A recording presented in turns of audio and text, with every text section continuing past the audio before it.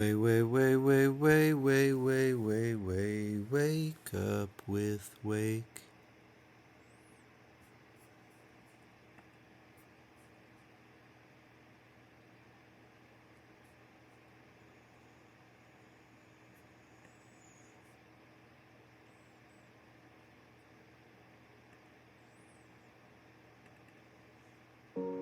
People wake up in the morning, they begin to think about their problems. Those problems are circuits of memories in the brain. Each one of those memories are connected to people and things at certain times and places. And if the brain is a record of the past, the moment they start their day, they're already thinking in the past. Each one of those memories has an emotion. Emotions are the end product of past experiences. So the moment they recall those memories of their problems, they all of a sudden feel unhappy, they feel sad, they feel pain. Now, how you think and how you feel creates your state of being. So the person's entire state of being when they start their day is in the past. So what does that mean? The familiar past will sooner or later be predictable future. So if you believe that your thoughts have something to do with your destiny, and you can't think greater than how you feel, or feelings have become the means of thinking, by very definition of emotions, you're thinking in the past. And for the most part, you're going to keep creating the same life. So then people grab their cell phone, they check their WhatsApp, they check their text, they check their emails, they check Facebook, they take a picture of their feet, they post it on Facebook, they tweet something, they do Instagram, they check the news, and now they feel really connected to everything that's known in their life. And then they go through a series of routine behaviors. They get out of bed on the same side, they go to the toilet, they get a cup of coffee, they take a shower, they get dressed, they drive to work the same way, they do the same things, they see the same people, they push the same emotional buttons, and that becomes the routine, and it becomes like a program. So now they've lost their free will to a program, and there's no unseen hand doing it to them. So when it comes time to change, the redundancy of that cycle becomes a subconscious program. So now 95% of who we are by the time we're 35 years old is a memorized set of behaviors, emotional reactions, unconscious habits, hardwired attitudes, beliefs, and perceptions that function like a computer program. So then a person can say with their 5% of their conscious mind, I want to be healthy, I want to be happy, I want to be free. But the body's on a whole different program. So then how do you begin to make those changes? Well, you have to get beyond the analytical mind, because what separates the conscious mind from the subconscious mind is the analytical mind. And that's where meditation comes in, because you can teach people through practice how to change their brainwaves, slow them down. And when they do that properly, they do enter the operating system where they can begin to make some really important changes. So most people then wait for crisis or trauma or disease or diagnosis. They wait for loss, some tragedy to make up their mind to change. And my message is, why wait? And you can learn and change in a state of pain and suffering, or you can learn and change in a state of joy and inspiration. And I think right now, the cool thing is that people are waking up. Most people spend 70% of their life living in survival and living in stress. So they're always anticipating the worst case scenario based on a past experience. And they're literally, out of the infinite potentials in the quantum field, they're selecting the worst possible outcome, and they're beginning to emotionally embrace it with fear. And they're conditioning their body into a state of fear. Do that enough times, the body has a panic attack without you. You can't even predict it because it's programmed subconsciously. So people become addicted to the rush of those emotions, and they use the problems and conditions in their life to reaffirm their limitation, so at least they can feel something. So now when it comes time to change, you say to the person, why are you this way? Well, every time they recall the event, they're producing the same chemistry in their brain and body as if the event is occurring, firing and wiring the same circuits and sending the same emotional signature to the body. Well, what's the relevance behind that? Well, your body is your unconscious mind.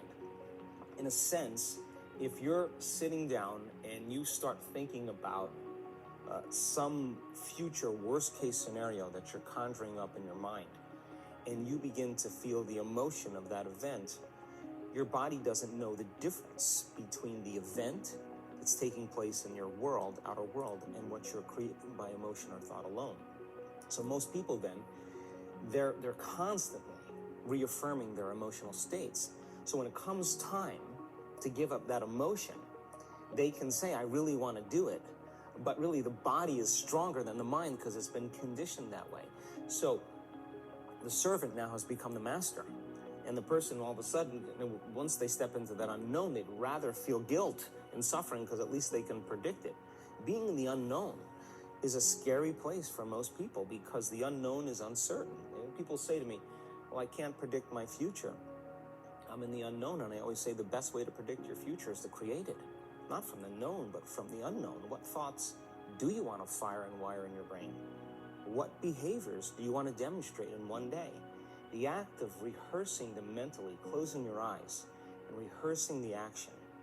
The rehearsing the reaction of what you want? Or the action of what you want. By closing your eyes and mentally rehearsing some action. If you're truly present, the brain does not know the difference between what you're imaging and what you're experiencing in 3D world. So then you begin to install the neurological hardware in your brain to look like the event has already occurred. Now, your brain is no longer a record of the past. Now it's a map to the future. And if you keep doing it, priming it that way, the hardware becomes a software program. And who knows, you just may start acting like a happy person. And then I think the hardest part is to teach our body emotionally what the future will feel like ahead of the actual experience. So what does that mean? You can't wait for your success to feel empowered. You can't wait for your wealth to feel abundant. You can't wait for your new relationship to feel love or your healing to feel whole. I mean, that's the old model of reality of cause and effect, waiting for something outside of us to change how we feel inside of us. And when we feel better inside of us, we pay attention to whoever or whatever caused it. But what that means then is that from the Newtonian world is that most people spend their whole life living in lack, waiting for something to change out there. What do you mean the Newtonian world? The Newtonian world is all about the predictable. It's all about predicting the future. But the quantum model of reality is about causing an effect. The moment you start feeling abundant and worthy, you are generating wealth. The moment you're empowered and feel it, you're beginning to step towards your success. The moment you start feeling whole, your healing begins. And when you love yourself and you love all of life, you'll create an equal. And now you're causing an effect. And I think that's the difference between living as a victim in your world, saying, I am this way because of this person or that thing or this experience. They made me think and feel this way. When you switch that around, you become a creator of your world, and you start saying, my thinking and my feeling is changing an outcome in my life. And now that's a whole different game, and we start believing more that we're creators of reality. And most people, when they have a thought, they just think that that's the truth. And I think one of my greatest realizations in my own journey was just because you have a thought doesn't necessarily mean it's true.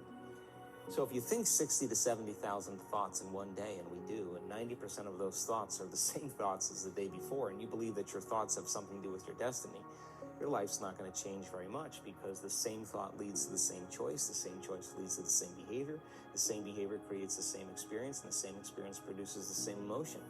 And so then the act of becoming conscious of this process to begin to become more aware of how you think, how you act, and how you feel, it's called metacognition. And so then why is that important? Because the more conscious you become of those unconscious states of mind and body, the less likely you're going to go unconscious during the day. And that thought is not going to slip by your awareness unchecked, because it means to know thyself. The word meditation means to become familiar with.